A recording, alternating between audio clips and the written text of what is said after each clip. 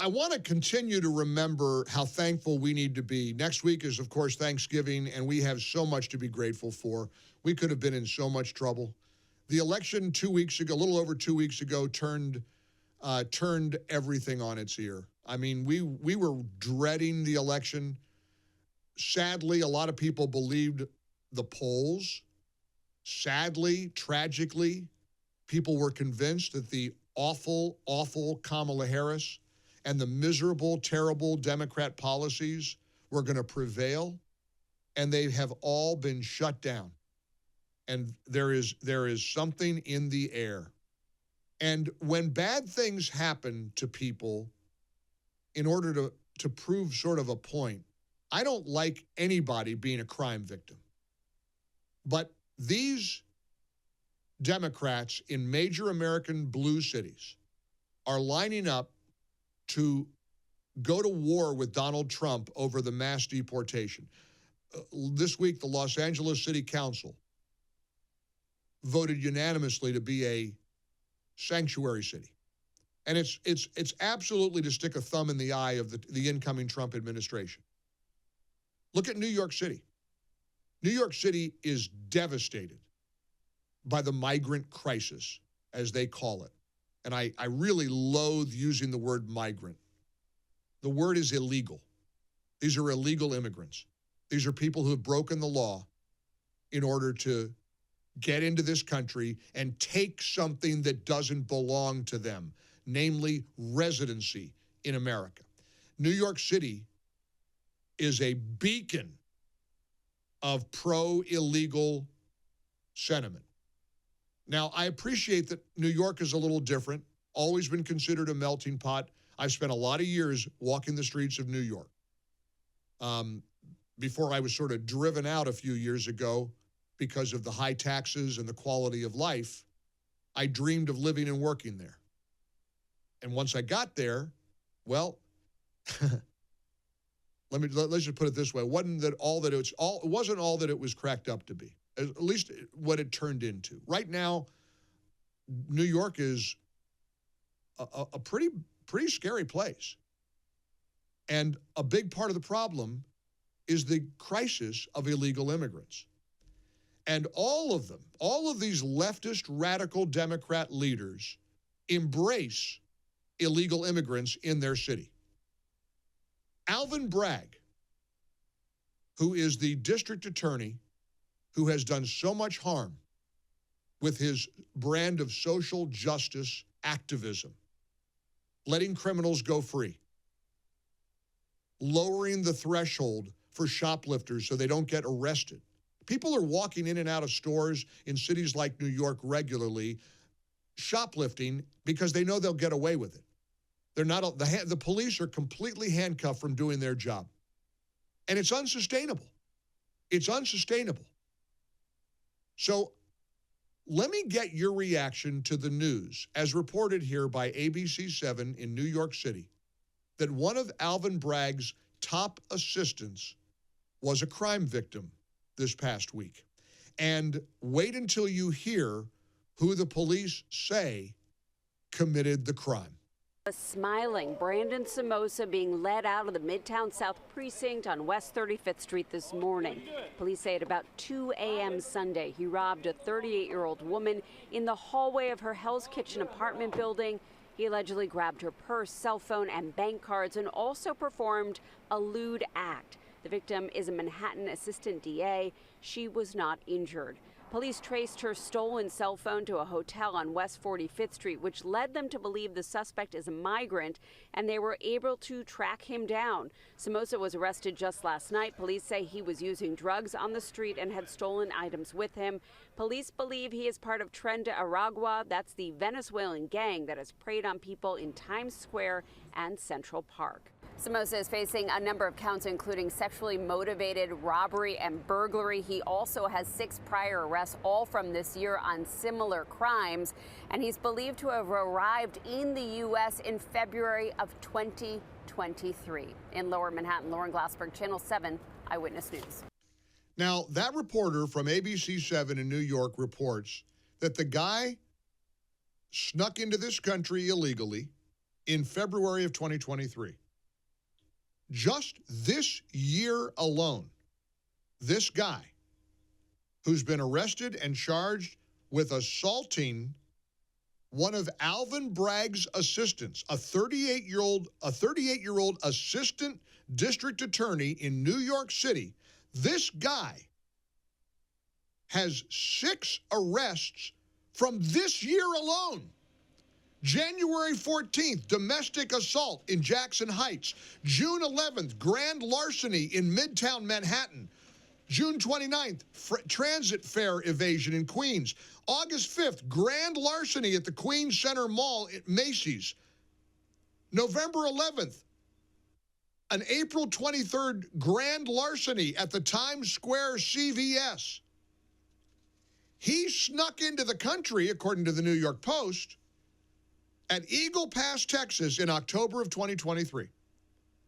He was taken into custody by U.S. Border Patrol agents, but of course, let loose, free to roam the streets of New York, and get put up in a taxpayer-funded luxury hotel.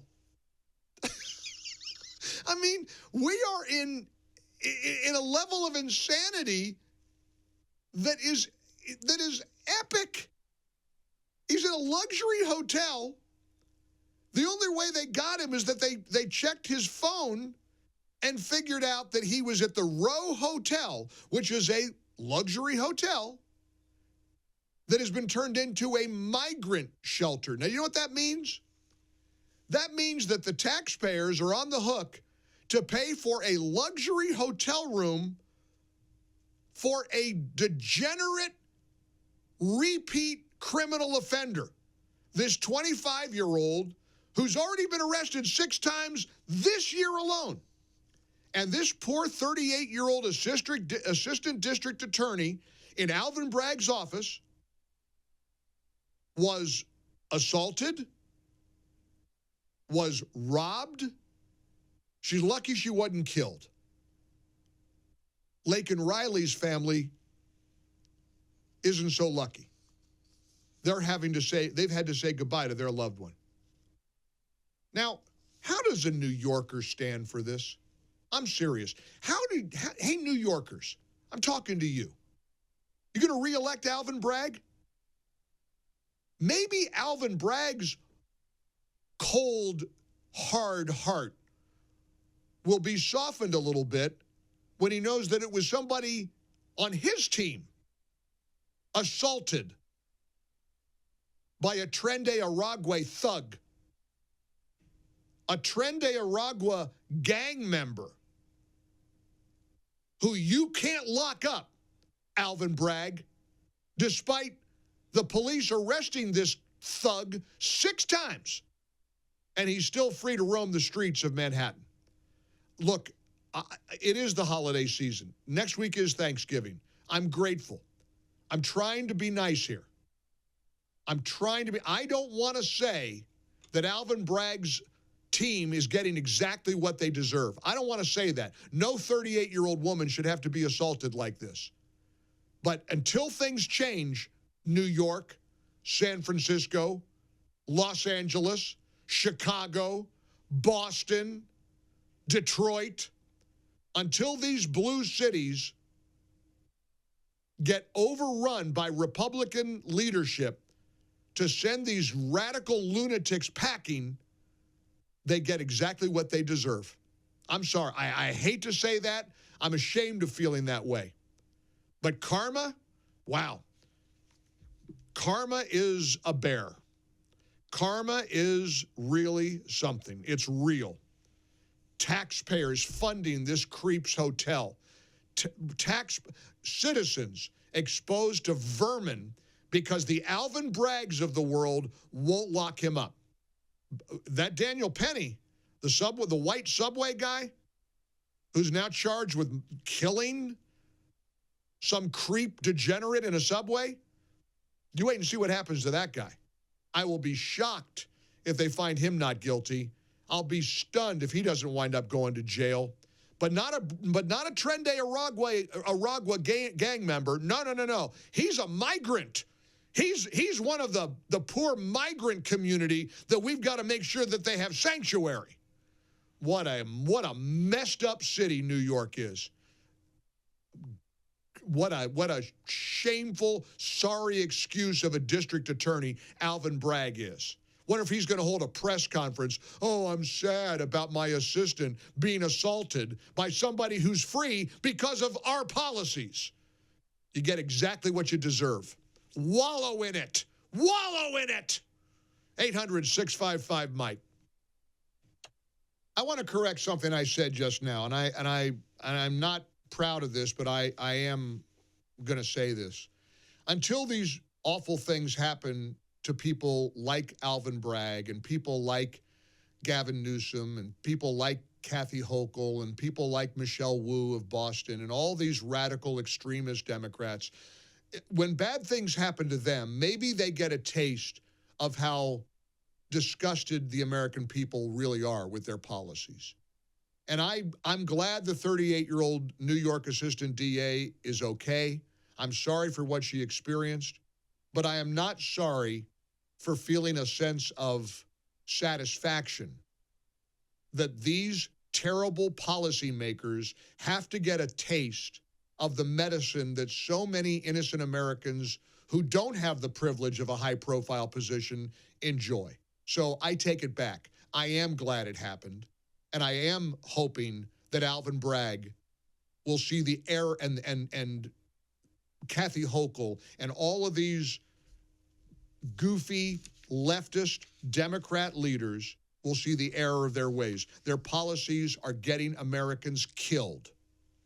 Paul is in Plainview, New York. Hey, Paul, welcome aboard. How are you? Hey, Mike, how you doing? I'm so glad you changed your mind on that, because I was gonna call you on that, but you redeemed yourself completely. Well, you would have been right. You're right. You're right to do so, because look, that's the only way these people are going to learn. That's it. Until Alvin Bragg gets violently mugged by one of the people he's being paid to protect, and when I say being paid, he's not doing this for his $160-something thousand a year New York City salary. You're right. He's doing this for the millions going into some bank account that we don't know about. You're right. You're right. You're exactly right. If you want to know why, just look at how people voted in Manhattan, Brooklyn, Queens, and the Bronx. First of all, 8 million people in this city, and if you look, not even 1 million people voted, and most of it was for the Democrats. I know. Well, the whole thing has got to be upended, and look, we saw a shift to the Republican policies in 2 weeks ago that we haven't seen in many, many years. Look, the American people are fed up. They're disgusted.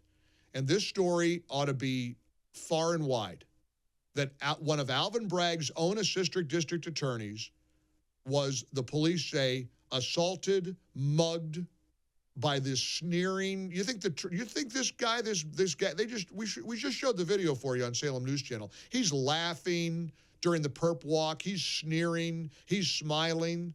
You think look at the guy that killed Laken Riley. No emotion whatsoever. These thugs don't have any remorse. They don't have any souls. They're criminals. They're degenerate scum criminals who are stealing from us. They're stealing from this country. And you're going to line up Los Angeles. Where do you hear Los Angeles?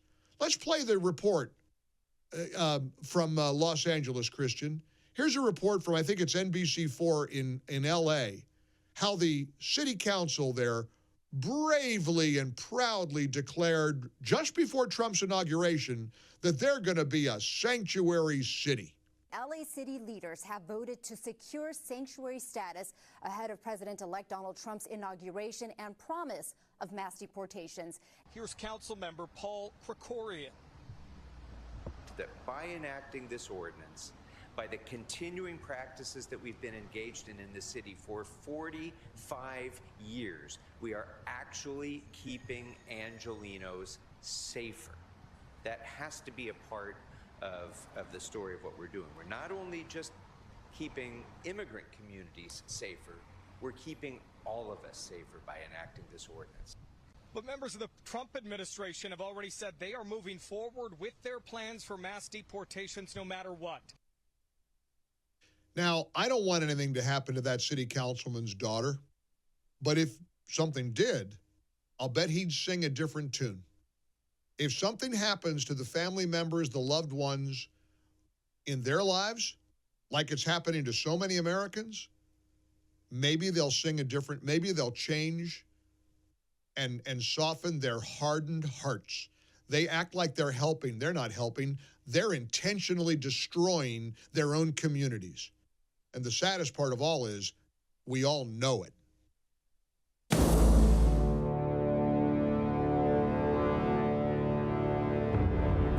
Mike Gallagher.